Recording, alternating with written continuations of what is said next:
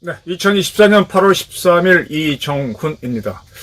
미국의 세계 전략이라 그럴까? 미국이 세계를 다루는 방법을 한번 분석해 보겠습니다. 저희 주관적인 분석이겠지만 혹시 참고가 될 수 있을 것 같습니다. 제가 앞선 방송에서 푸틴이 우크라이나를 공격했고 그 다음에 뾰족한 수가 안 보이니까 다른 나라로 하여금 새로운 전쟁을 하도록 유도했다. 그에 따라서 하마스가 이스라엘을 공격했다가 허버지게 터지고 있고, 또 푸틴은 중국을 수색해서 대만을 때리겠지만 시진핑은 때리지는 않고 그들이 아쉬워하는 무기를 판매하고, 또 러시아가 다급해서 싸게 파는 석유는 사들이는 꽃놀이 장사를 하고 있다.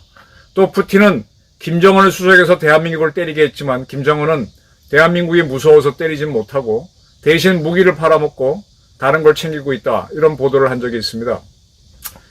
그러나 지금 푸틴이 계속 코너에 몰리기 때문에 더 많이 수석일 거예요. 대한민국을 흔들고 싶겠죠. 그래야 미국의 집중이 흩어지니까. 저는 그래서 신원식 국가안보실장, 군인 출신을 안보실장 임명한 건 잘했다라는 입장이라고 밝힌 바 있습니다. 지금 푸틴이 상당히 지금 위기에 처하고 있는데 이 위기를 유도해내는 미국의 이 공작, 그 다음에 이 방법이 상당히 대단하다. 그런 분석을 하도록 하겠습니다. 지금 서방에서 나오는 보도를 보게 되면 영국에서도 나오고 쭉 나오는데 지금 우크라이나의 젤란스키 대통령은 이런 요구를 합니다. 러시아 본토 깊숙이 들어간 곳에서 장거리 미사일을 쏘게 해달라. 그리고 to push the war out into the aggressor's territory. 지금 이건 젤렌스키가 한 말인데 이 전쟁을 공격자는 러시아죠. 러시아의 영토로 이 전쟁을 밀어냈다. 이 밀어낼 가능성이 높아졌다. 이제 앞으로 전쟁은 지금까지 전쟁은 우크라이나 영토에서 일어났지만 앞으로의 전쟁은 러시아에서 러우 전쟁을 하겠다라고 하면서 젤렌스키는 러시아 본토에서 더 깊숙한 곳으로 꽂아나올 수 있는 미사일 공격을 하게 해달라라고 요구했다는 겁니다. 지금 서방의 보도를 종합하면은 서울의 면적이 한 600제곱킬로미터인데 그새 또 더 확장해서 1000제곱킬로미터, 그러니까 서울의 1.5배 정도의 러시아 영토를 차지했다는 겁니다. 러시아 역시 그걸 부인하지 않아요. 28개 마을을 우크라이나가 통제하게 됐다라고 자기들도 인정을 합니다. 근데 이러한 전선은 순식간에 변할 수가 있죠. 이 점령을 공고히 하려면은 살포지뢰를 뿌리면 됩니다. 살포지뢰를 뿌리면 러시아군이 반격을 하더라도 살포지뢰를 통과하기 어렵죠. 그 다음 방법은 공군기하고 미사일을 쏴서 초토하고 난 다음에 살포지뢰를 제거하고 들어오는 건데 이 공군력으로 우크라이나가 차지한 지역을 때리지 못하고 있습니다. 그거는 지금 러시아가 F-16 전투기를 미국과 나토 국가로부터 중고긴 하지만 한 60대를 지원받아서 작전에 투입하다 보니까 러시아 공군기들이 감히 작전을 못하고 또 러시아들이 미사일을 쏴도 미국에서 제공한 팩 수리 미사일이 막아내고 있어서 힘을 발휘하지 못하는 것 같습니다. 이런 가운데 하여간 우크라이나는 러시아 영토를 차지했습니다. 더 깊이 들어가서 그쪽에서 발사를 하겠다. 그런 기회를 다오라고 합니다. 지금 굉장히 관심을 끄는 게 에이타킴스입니다. 이거는 미국이 개발해서 단거리 미사일입니다. 미국은 지금은 사장됐지만, 지금은 폐지됐지만 중거리 핵 전력 협정 INF에 의해서 미국과 러시아는 중거리 미사일을 다 없앴어요. 단거리 미사일하고 ICBM만 갖기로 했는데 이 단거리 미사일로 미국은 에이타킴스, 그다음에 러시아는 이스칸데르를 갖고 있습니다. 에이타킴스가 상당히 좋은 미사일이죠. 에이타킴스는 원래 MLRS에서 60km 날아가는 로켓을 12발 쏘는 건데 다연장 로켓인데 거기다가 300km 이상 날아가는 아주 강한 미사일을 두 발 쏠 수 있게 한 게 에이타킴스입니다. 지금 우리도 이제 에이타킴스와 비슷한 걸로는 현무2가 있고, 우리도 지금 KSSM이라고 MLRS와 비슷한 걸 지금 만들고 있죠. 자, 이러한 에이타킴스는 미국에서 지원받았기 때문에 상당히 중요한 무기라서 러시아 영토를 쳐들어간 우크라이나군은 이 러시아 영토로 끌고 와서 쏘지는 못하는 것 같아요. 그러니까 러시아 영토로 한 몇백 킬로 전진해도 그 후방에서 쏴야 되니까 효과가 없죠. 이런 무기를 러시아 영토로 끌고 와서 더 깊숙한 데를 때리게 해다오, 이런 요구를 하는 거고, 또 하나 지금 영국군이 스톰 폭풍 섀도우는 그림자인가요? 그런 공대지 순항 미사일을 제공한 걸로 보입니다. 스톰 섀도우는요, 영국의 BAE 시스템하고 프랑스의 MBDA인가? 하여간 프랑스하고 영국이 공동으로 만든 겁니다. 영국은 스톰 섀도우라고 하고 프랑스에서는 스칼프, SCALP라고 부릅니다. 스칼프. 이거는 뭔가 하면 비행기에서 날개에 달아서 풍 쏘는 겁니다. 풍 쏘면은 이게 순항 미사일이에요. 발사되면은 지상에 딱 붙어가지고 이 땅 그림자 지상에 붙어서 산 뒤에 숨어서 날아가서 한 1000km, 500에서 1000km 날아가서 적을 때립니다. 지금 F-16에 달 수 있어요. 그 다음에 앞으로 프랑스나 영국이 라팔이나 타이푼을 제공한다면 거기에도 달 수 있습니다. 지금 F-16을 제공받은 우크라이나 공군이 스톰 섀도우를 달고 러시아 쪽으로 들어가서 우크라이나가 점령한 러시아 영토 상공에서 빵 쏘면은 에이타킴스 300km보다 더 멀리 날아가서 적 주요 시설을 스텔스 작전처럼 박살낼 수가 있죠. 이 스톰 섀도우가 들어가게 되면 영국은 아마 러시아의 군수기지, 그 다음에 공항, 관제탑 다 작살날 거다. 네, 러시아가 굉장히 수세에 몰릴 거라고 보고 있습니다. 이제 프랑스가 스칼프를 더 주는지 안 주는지는 나토가 합의해서 하겠죠. 근데 지금 독일에서 이 스칼프, 스톰 섀도우와 비슷한 타우루스 미사일이 있어요. 역시 비행기에 달아서 빵 쏘는 건데 스칼프도 줄 수 있고요. 또 미국은 아직은 안 줬는데 JASSM이라고 있습니다. 제즘은 스톰 섀도우, 스칼프 또는 타우루스보다 더 좋은 하늘에서 발사하는 공대지 순항 미사일입니다. 이제 이런 것들이 들어가게 되면 그걸 F-16 전투기에 달고 쏴대기 시작하면 이제 정신이 없어지는 거죠. 참고로 내친 김에 대한민국도 그러면 이런 무기가 있느냐? 우리는 현재 천용, 하늘의 용이라고 하는 공대지 순항 미사일을 개발하고 있는데 이 천용은 현재 양산에 막 들어간 KF-21에 탑재합니다. 2030년을 목표로 하고 있습니다. 자, 이렇게 이제 점령한 러시아 영토에 들어가서 또는 F-16은 더 깊이 들어갈 수 있죠. 러시아 영토에 들어가서 스톰 섀도우나 스칼프 또는 앞으로 독일이 지원할 수 있는 타우루스나 미국이 주는 제즘 또 한국이 만약 준다면 천룡 같은 걸 쏴대면 모스크바도 위험하죠. 상황이 바뀐 겁니다. 그럼 미국이 뭘 잘했느냐? 처음에 러시아가 쳐들어올 때 러시아는 이걸 특별 군사작전이라고 그래서 젤렌스키 대통령을 잡아서 단기간에 끝내려고 그 수도가 키이우인데 키이우에서 가까운 나라가 벨라루스예요. 벨라루스는 러시아의 동맹국이죠. 그쪽으로 인해서 확 쳐들어왔습니다. 주력을 글러보냈죠. 물론 국경에서도 공격을 했으면서. 키이우까지 왔지만 이 보급의 문제 또 작전의 혼조 때문에 성공하지 못하고 우크라이나의 반격을 받으니까 이 벨라루스로 철수를 했습니다. 되게 깨졌죠. 미국 같은 경우는 대부분 성공하는데 러시아는 실력이 없었던 겁니다. 자기들이 군사개혁해서 대대단위 작전을 한다고 들어왔는데 실패했죠. 그러니까 이제 국경선 쪽에서 쳐들어오는 작전으로 집중해서 지금 어느 정도 돈바스 지역을 차지하고 있는 건 사실입니다. 그리고 그 지역에서 더 밀고 들어와야 되는데 밀고 들어오는 게 자신이 없으니까 살포지뢰를 엄청나게 뿌려서 이제 그 지역이라도 차지한 상태에서 정전협정을 해서 전쟁을 끝냈고 요만큼 내 따먹고 약 올리지 하고 끝내려고 그랬는데 거기에 대한 반격을 젤렌스키가 주장하면서 우리 대통령 만나서 무기를 달라 그래서 우리도 이 살포지뢰를 제거하는 콧불 쏘라고 하는 지뢰 제거 무기를 제공한다 그랬죠. 아마 했을 겁니다. 근데 그거를 작동할 때 쟤네들이 드론을 쓰거나 포격을 가면 그게 잘 안 되죠. 살포지뢰 통과가 안 돼갖고 우크라이나가 쩔쩔맸어요.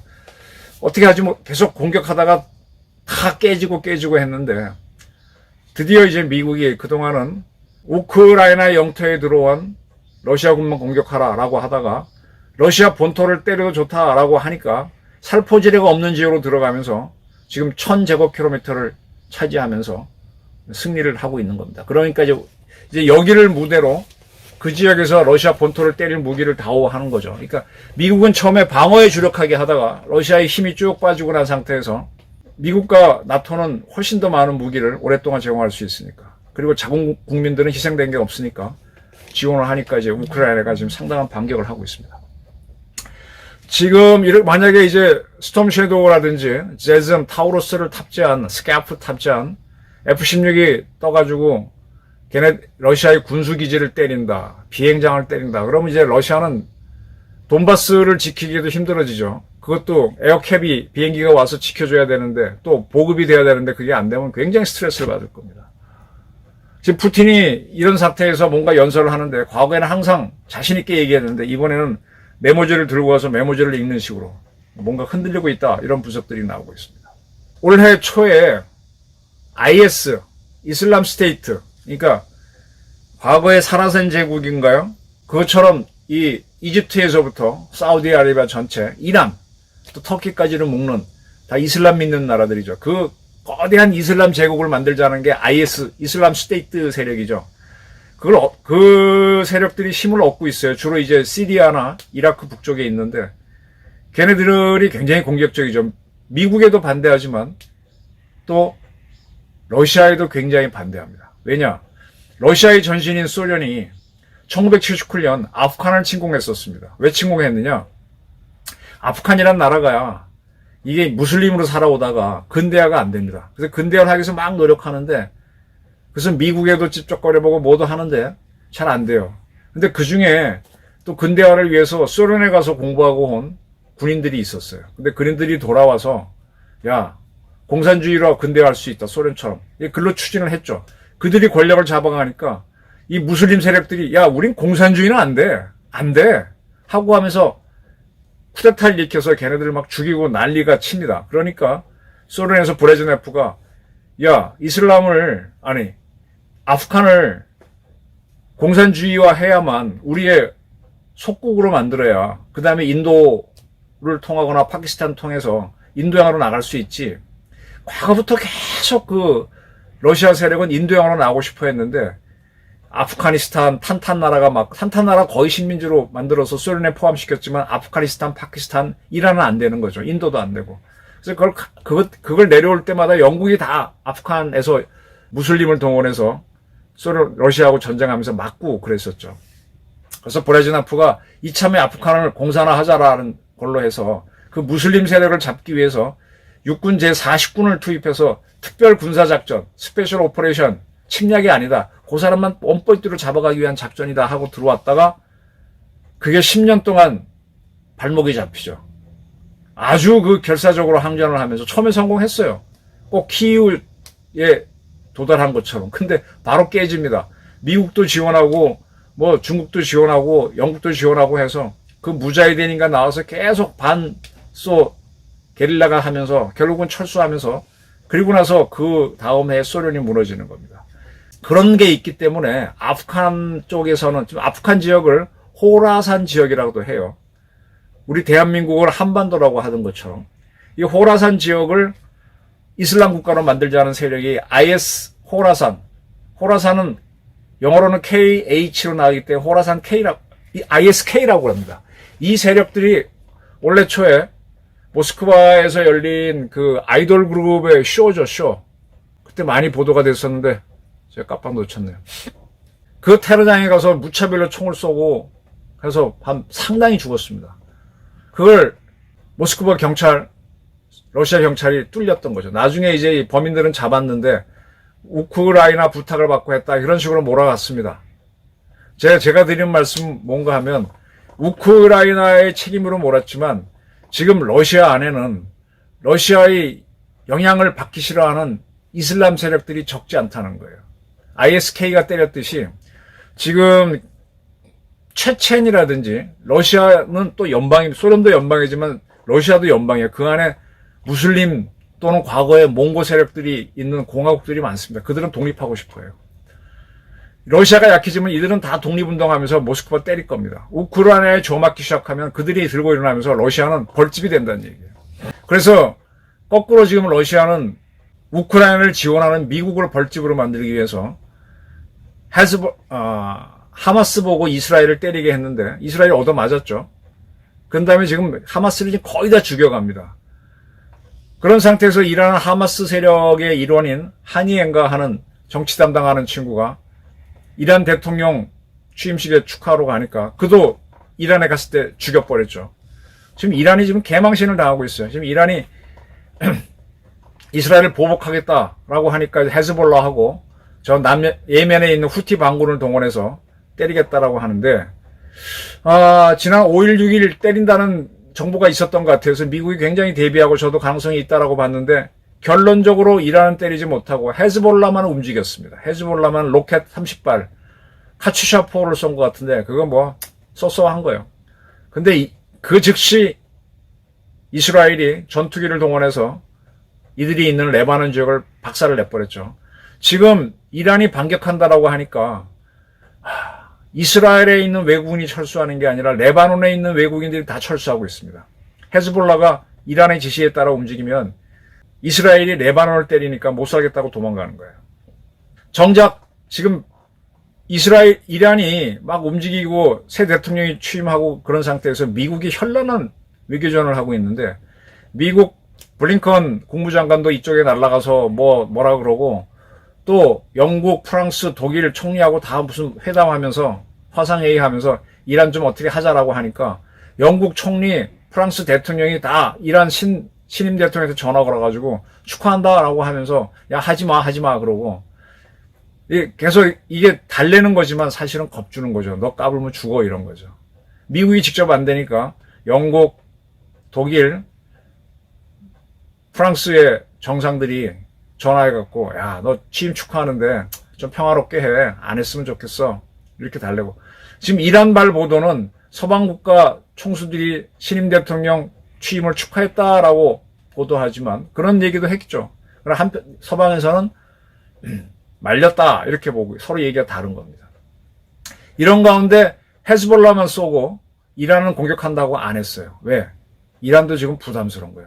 지난번에 한번 때렸다가 이스라엘이 99.99 미국하고 다 막아냈잖아요. 근데 이번에 또 무력화되면 이제 바보가 되거든.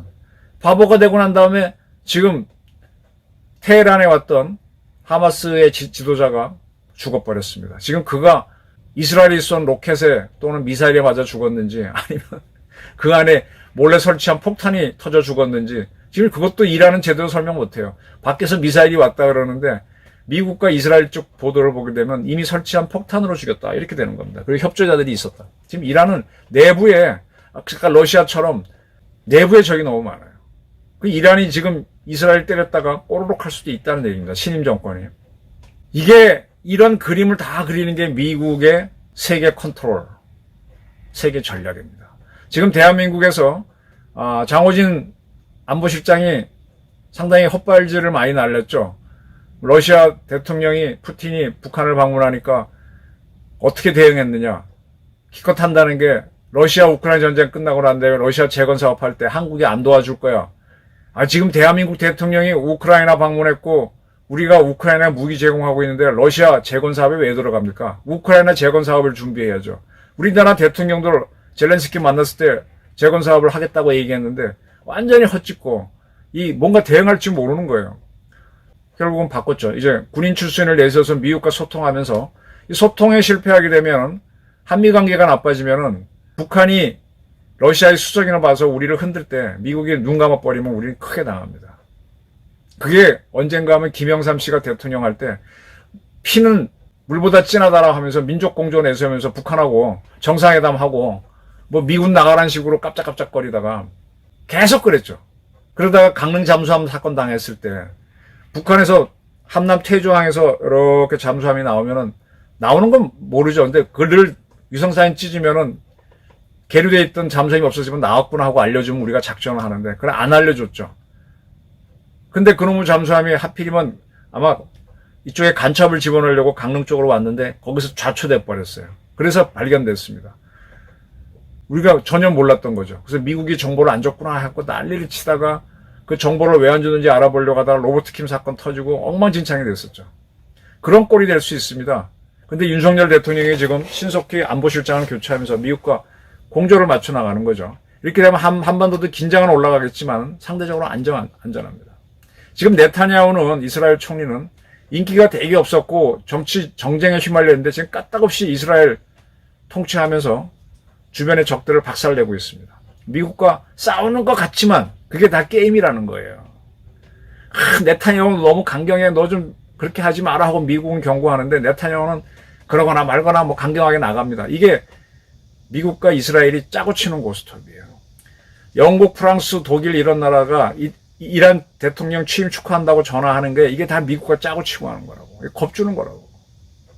지금 우리도 미국하고 궤를 맞춰가면서 북한을 다뤄야 돼요. 우리 대통령이 더 세게 나가야 돼, 북한에 대해서. 너 까보면 죽인다고 빵빵 쏘고 그러고 미국 대통령은 윤석열 너 그만해 그러면 안 돼. 이렇게 나가면 이재명 잡기도 쉽다니까. 내가 계속 그 얘기 드리잖아요. 중국 어선들이 지금 서해에서 이 조업을 세게 하는 모양인데 전 해경청장 쓰신 글을 아까 읽어보니까 좀 심각하더만요. 그런 것들 팡팡 쏘면서 하게 되면 중국하고 긴장이 올라가죠. 그럼 중국이 막 우리 위협해서 우리가 당할 것 같지만 그런 게임도 하면서 딱 국내를 틀어주고 미국하고 같이 가는 겁니다. 그럴 필요가 굉장히 높아요. 자, 그래서 지금 우리도 F-16 지금 많잖아요. 우린 KF-16도 있는데 우리도 F-16 몇 대 줘도 돼. 아니면 F-5 줘도 되고 우리 천령 미사일 줘도 된다고 개발하는 거 거기서 연습 삼아 쏘보게 해도 되고요. 이런 과감한 작전을 하면은요, 우리가 무기도 수출을 더 하게 되고 북한의 도발을 누를 수도 있고 지금 이재명류 그다음에 이종창 광복회장이 광복절 행사 참석 안 하겠다 이상한 소리 하는 게 뭔가 수석에서 움직이는 거잖아요. 그런 것들을 가라앉힐 수 있다는 얘기입니다. 우크라이나가 러시아 땅에서 러시아를 공격하기 원한다라고 할 때 그 뜻이 뭔지 딱 알아채고 푸틴이 골로 가는구나. 푸틴이 골로 갈 때 우리는 통일할 수 있는 좋은 기회를 잡을 수 있습니다. 물론 쉽지는 않죠. 중국이 뭐라고 할 수 있지만 중국도 골로 갑니다. 중국이 왜 위기인지에 대해서는 다음 기회가 있으면 설명하도록 하겠습니다. 저는 국제정치 접택에 미국이 러시아를 잘 다루는 문제, 하마스를 다루는 문제를 막 갈등 겪는 것 같으면서 해내는 걸 보면서 우리한테 기회가 오고 있다. 이 기회를 윤 대통령 정부는 잡아라! 이런 권유를 하고 싶습니다. 감사합니다.